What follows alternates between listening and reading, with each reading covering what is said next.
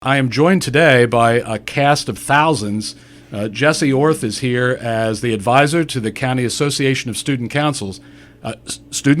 Jesse, on the day-to-day, is at Potomac Heights Elementary School as the lead teacher there, but this is a much broader role county-wide involved with the association.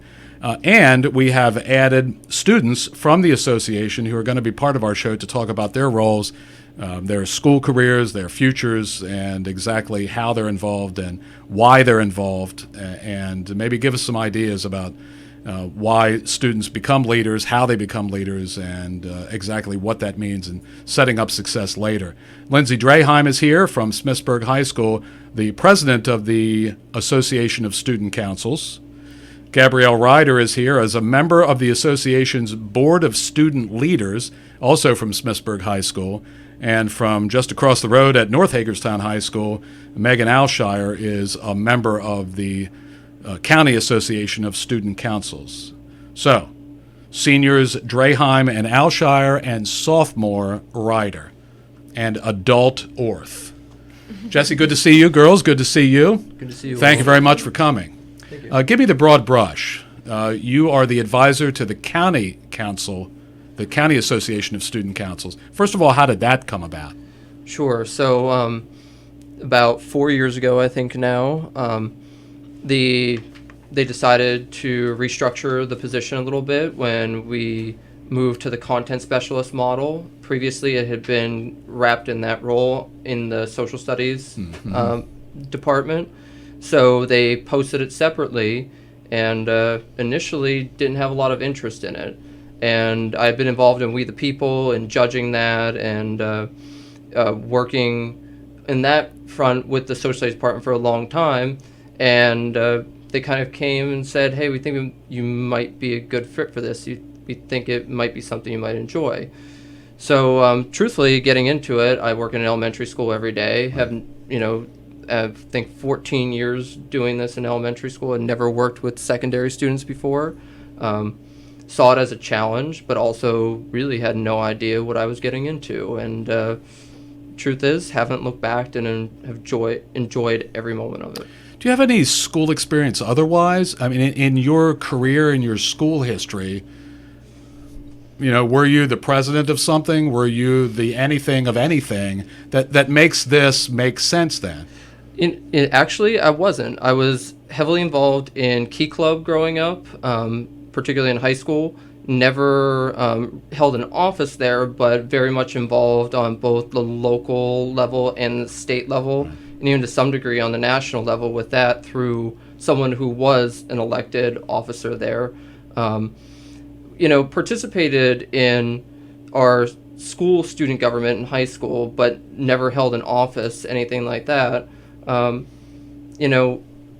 now, hindsight as an adult is always a wonderful thing, and seeing what they do and seeing how passionate they are about what they do, it makes you wish you could turn back time so that you could experience it the way that they're experiencing it. Although I suppose there's some value in you not having those experiences, because now, in a sense, you're learning on the job and bringing a fresh approach that maybe, the former student government president who wants to get involved in this kind of thing and has that kind of background would already come in with some experiences and maybe a slightly more narrow focus. Sure. And, I have no preconceived anything going into any project that we do, anything that we take on, which I think in a way allows them to have a much greater voice, because I look to them to tell me things that I don't know, or to explain to me things that I need to know in order for us to be successful. And, there's been times where I've had to fail forward and, thought I had an idea of what something was and turned out didn't understand it as well as I did. And, I think that's part of this on my end as the advisor. But, as an advisor, being willing to let them see that and put yourself out there so that your kids can see like it's okay when things don't go well. You pick yourself up, you move on, and we try again, learning from what we did the first time.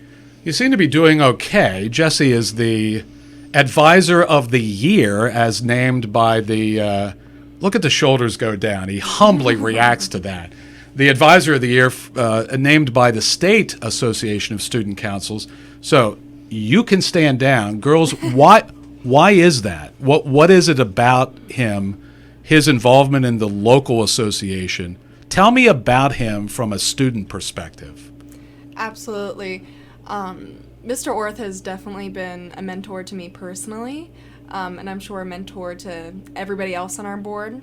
But as I said when I was standing at the podium calling him up to accept it, he makes this board feel more like a family than anything. He makes us all feel comfortable in our decisions and he teaches us what to do without telling us, do this is the right way to do this. He kind of lets go and holds back and it's like, I'm gonna let you figure this out, but guide you along the way, and that's the right way to do it. And you and Meghan have had several years experience with him. yes. You're just coming in as a sophomore. Tell me about that. So I have only been working closely with Mr. Orth for the past year, but as I tell people all the time when I'm talking about him, I'm just like, I'm in awe of him so much. I'm just like, oh my gosh, Mr. Orth is one of my favorite people that I have ever met. I cannot believe how professional he is, how an amazing leader he is, and I'm just so thankful that I've gotten this opportunity to be able to work with him because of how passionate he is, and how Lindsey was saying, because of how much of a mentor he actually is. And a lot of people don't realize that unless they're working like closely with him, and I'm just so thankful for this opportunity. Meghan? Yeah, and he really, so I'm involved just as a member in Washington County, but he recognizes that even if you are just a member and you're not an officer, he really tries to make you a more integral part of Washington County. And being able to go to convention with him, I've gone now for 4 years with him, and I've hosted convention with him. I've been able to teach a workshop, and then just recently my past year at convention, him being a leader, leading us at convention has kind of made that experience for me, because he recognizes that student leadership isn't just being taught how to be a leader, it's experiencing how to be a leader, and he gives us those experiences to be able to do that. Have you two seniors coming into this last year and over these years, when you start a school year, do you know what you want to accomplish with the association? Do you have ideas on, from the start of your high school career, for instance, now in your senior year and coming into your senior year, did you have an idea of what your goals were as a member, as an official with the association? We always constantly lay out goals. Like every meeting we talk about something, what we want to accomplish. And even as we're ending terms, we still talk about it as if we're going to be there next year. I'm not going to be able to be on the association next year, but I still talk to my team as if I am and lay out the goals that I hope that they can accomplish when I'm gone.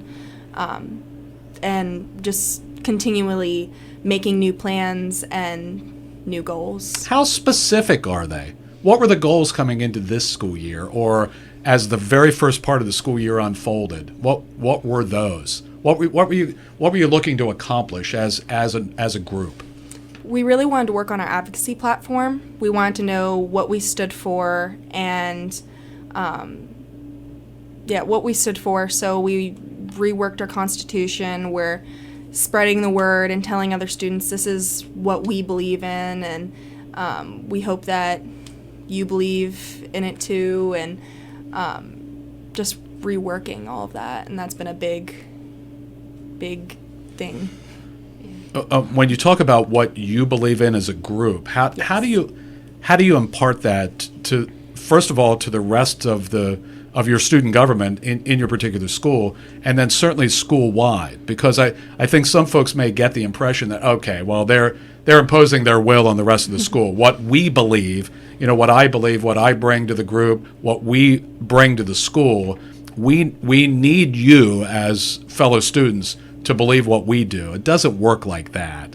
Well, I think, especially for me as the president of my SGA at the school, when you come to any group of leaders and you state an opinion or a goal you'd like to experience, like with the whole advocacy thing, they know that when you go into a group of leaders, someone's opinion's not going to be what's going to happen. You're going to have discussion and growth, right. And I think Lindsey has done a really good job of that this year as the president, with Mr. Orth as the advisor, creating a space for student leaders to come and give their own opinions and actually have them listened to. We did an event where there was a Washington County panel about opioid epidemics, right. And students were able to ask questions and be able to be an active part of that. And I think that was with the advocacy thing. It's giving students the platform to have their own opinion, and I think that's what the advocacy goal was. So. For the three of you, what's uncomfortable as an issue, as an initiative, in interactions with fellow students? What's been challenging as something the association has taken on that may still not feel comfortable, but it's been a worthwhile series of debates, discussions, batting an issue back and forth? Is there something like that that's been on the table, for instance, this school year? Well, I think I mentioned earlier the opioid issue in Washington Sure. County. For many people, that can be a very awkward conversation to have, having to kind of face reality and face the facts of what's happening in our county. And I think that initial awkwardness, especially being able to speak at counties and letting kids know, student leaders know that your opinion is your opinion. You're not going to be shamed for it, especially on awkward issues. Having that platform this year to be able to talk about it has taken that awkwardness away, and that kids not feeling like they should talk about it. So I think there's really no awkward opinion or awkward conversation because we do make it such an open space. So I feel like in general, it's those issues that students are like embarrassed to talk about, but one specific is mental health one, and that's one thing that I personally have been trying to advocate for the last 2 years. So I created this initiative called Stop Stigma, which was basically bridging the gap between those people that need resources and the resources that can help them. And a lot of it comes with admitting that you have not necessarily a problem, but there are things going on with your mental health that you need help with. And so a lot of times, because people and students don't want to admit that there's something wrong, they a lot of times don't take these opportunities for resources, and so that a lot of times causes problems to not be able to have people get help. And so Stop Stigma was an initiative that I created freshman year of high school, and so we've expanded it this year where every single middle and high school in the county will be able to watch a presentation on the resources that the school provides. And so that was one of my biggest goals. It was just letting people know what resources are available first, because yes, we can talk about everything that we need and everything that still needs to be developed, but if people don't know what's out there first, then you can't really talk about anything else. You understand that that's challenging enough for adults to sort out resources. Mm-hmm. There are plenty of them. There are plenty of partners that the school system already has and uses them effectively, but that's not easy. That's not easy at the adult level, at the school system level, at the agency level, at the partner level, much less at the student level. Do you feel some level of success? Do you feel it's been it's been a fairly smooth start to the initiative? Are you how do you feel about it at this point of the school year? So this year we've actually had 3 events in this initiative. Last year was our first. We had a evening presentation at Smithsburg High School where different mental health facilities around the county came in and gave a presentation in the evening about their services. And actually we had people sign up for their services at the event, which was absolutely amazing. And so this year we expanded it so that it was going to be in students' face, where we had Brook Lane, the school safety hotline, the Sheriff's Department, and also a representative from the American Foundation for Suicide Prevention came in, and they did a presentation in one of our classrooms. And so that presentation got recorded and will be sent to every single middle and high school in the county. And so Brook Lane has a reach in almost every single one of our schools currently, and I felt that that was an organization that students have the most access to. It's just that they don't know that it's there or don't know how to utilize it correctly. I'm coming right back to you. Just hold on a second. This month's show is sponsored by Volvo Group Trucks, a premier employer in Washington County. Follow them on Facebook at Volvo Group Hagerstown or visit the website volvogroup.com/Hagerstown. With me today, Jesse Orth, who is the advisor to the County Association of Student Councils, along with students Lindsey Draheim and Gabrielle Ryder from Smithsburg High School and Meghan Aleshire from North High, part of the Association of Student Councils here in Washington County. Why do you say it's amazing that night students took advantage of opportunities? Why is that amazing to you? So I personally felt like it didn't matter how many people got there and showed up. It just, every single person that gets the help that they needed matters, and that was a big victory for me because this was my first time ever doing anything like this.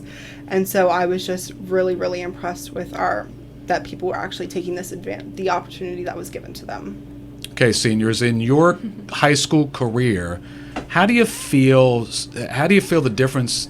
What's the difference now compared to, say, your freshman and sophomore years, assuming two folks like you who were involved, are involved now, that you've been paying attention? What's the environment like? What's the atmosphere? What's the sort of the emotional standing of your student body at your schools? Do you feel differently about it now that in this particular case, students are stepping up. No matter what the issues are, they're stepping up to either seek resources or help as part of the resources. Meghan, yes? Yeah, absolutely. I think, especially in recent years, I think the student body as a whole have been able to recognize issues that not all adults, but some adults kind of tend to back away from because they are awkward issues to talk about. And I think, as Gabby did, she saw something needed to be changed, and she's trying to change the environment. And I think in the future you're going to see more of that, because I think the student body as a whole understand that change needs to happen, and offering things like Stop Stigma Night and events like Stop Stigma allow kids to be able to address these issues and kind of take matters into their own hands. And I think it kind of unifies the student body as a whole, especially like in my school. I recognize that whenever we do something together, it's much more effective, and I think, the environment has changed a lot. Do you find that kids are kids listening to you, Lindsey? Yeah? Yes, I would feel that kids are listening, and people are looking up to what Gabby's doing, like that. And I see kids who are going into other things and taking up other things, running blood drives. Like, it doesn't have to be a specific thing that's like opioids or mental health. It could be tiny things, but just being inspired by people. Do you try to win them all over? Is that reasonable to, in a school career, if you're active right at the start of your high school career, for instance, that you're trying to sort of conquer the mountain. You're trying to, at the end of your senior year, yep, we got them all. Understanding that practically that's not reasonable to expect, but that you made those kinds of inroads, that you got the attention of kids you would have never expected. Is there anything to that? Like, particularly you two seniors.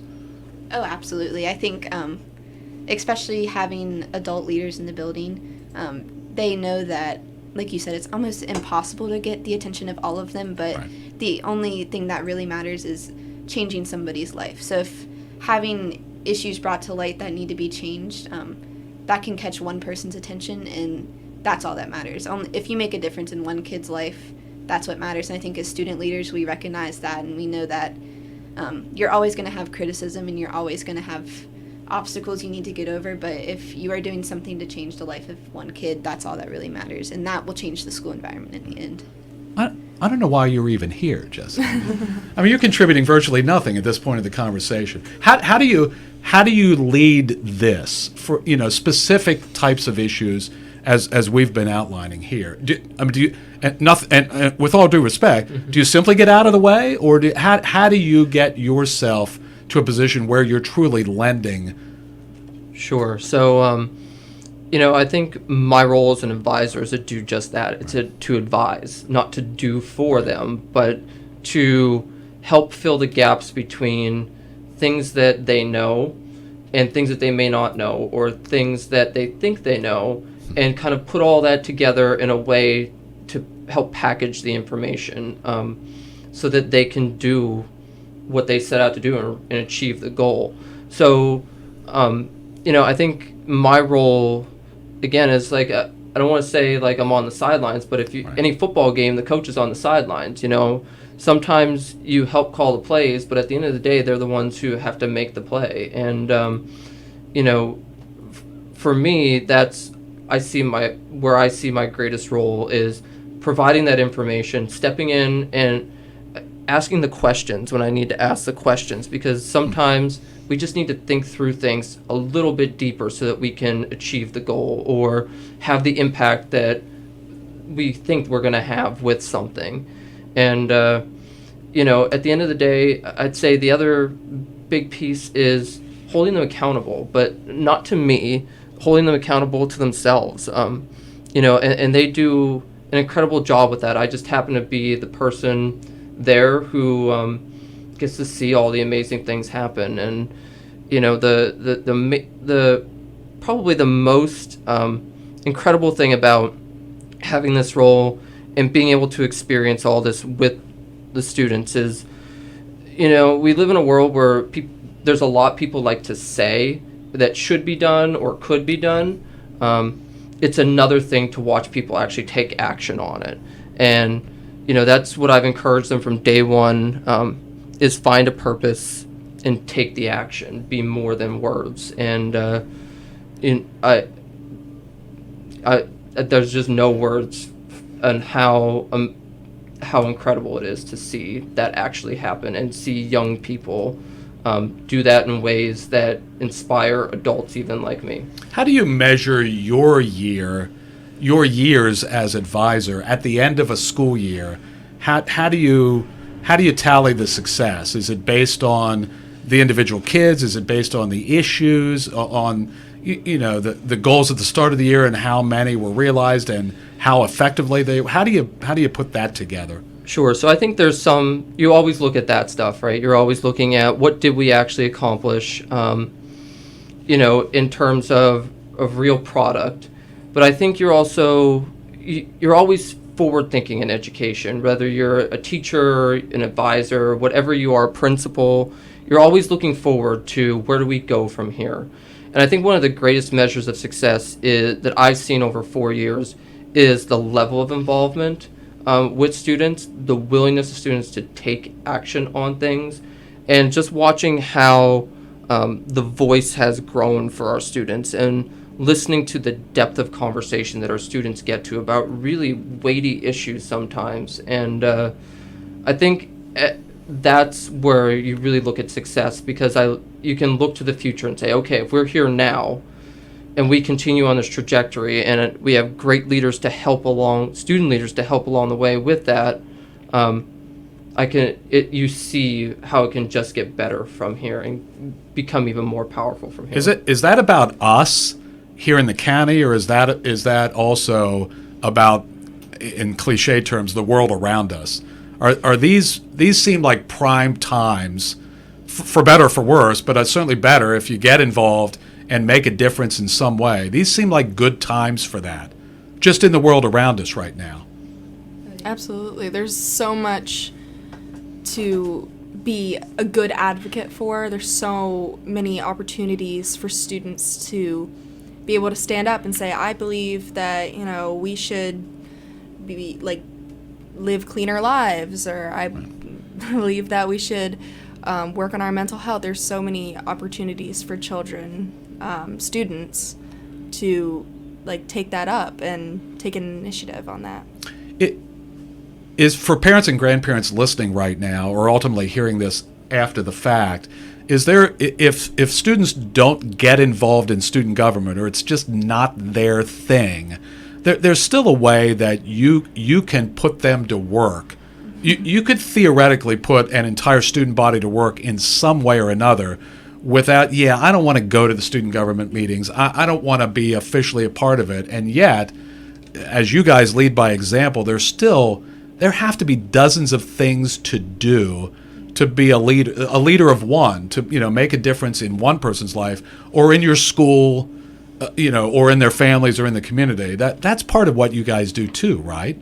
Oh, absolutely. At our school, we have a program called Be Smart, Don't Start, and my fingers are a little purple and red right now because the other night we did a tie-dyeing for T-shirts for red and purple for Washington Goes Purple in North High, and we had over 50 students that weren't involved in SGA come because they solely wanted to be a part of something that was bigger than themselves, and they wanted to be a part of something that makes the community a better place. And I think that you don't have to be involved in SGA to be somebody that changes the world, and I think that was very prominent in that because students want to be involved. It's just a matter of how they get involved. And I think for those people parents and grandparents who are listening, this generation really is going to change the world because we do address issues and we're not afraid to address them, and we're not afraid to put the adults' feet to the fire when it comes to these issues and demanding change that we want and change that we need to see. So I think that involvement doesn't come with a title, it comes with the desire to. Okay, before we run out of time, and there's a lot to talk about each one of you, but Meghan, give me your story moving ahead. You're going to graduate this year. Mm-hmm. Give me the 90-second version of what happens. So yeah, I'm going to graduate this year, and then I'm going to go to Penn State Mont Alto in the fall for nursing, and then from there hopefully become a nurse and get a job. I want to get a job in the school system, but anywhere in the nursing field. It's a very big field, so. I've been involved in student council since I was in the 4th grade, so for about 8 years. And I definitely plan to do that in college, where I will be going to Stevenson University for nursing. And I just plan to be very involved there and continue volunteering and just being active in everything. Okay, it's not quite the same question to the sophomore, but give me your longer range look ahead. So next year I will be going to Tech High for their Homeland Security program, and hopefully after that I plan on, I'm not really sure exactly where yet, but to go to college to become a forensic psychologist. And between now and then I will just stay heavily involved in student issues and just hoping to make students' lives better in the county, state, and local levels. Good luck to all of you. Appreciate you coming to do the show. Jesse, you get final word. Sure. So I guess final word is, I work with students every day, and never, I think in my career, have I been more inspired by the work that I see students do than the work that I've seen this particular group do, and just really could not be more proud of them, proud of the work they've done, and I know a couple of them here are moving on, and moving on but not moving out, in the sense that I think we'll always be connected in some way, and that's what this is about, is making those connections.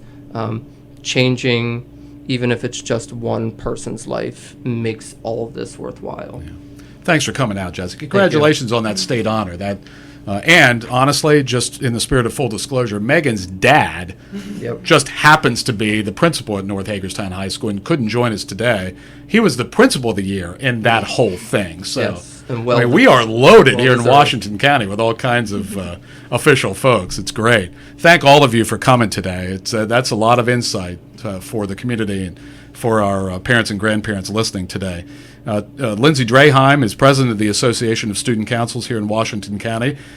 Gabrielle Ryder, also from Smithsburg High, as Lindsey is a member of the association's Board of Student Leaders. And Meghan Aleshire from North High, a member of the Association of Student Councils, and Jesse Orth, who had our last word, advisor to the County Association of Student Councils.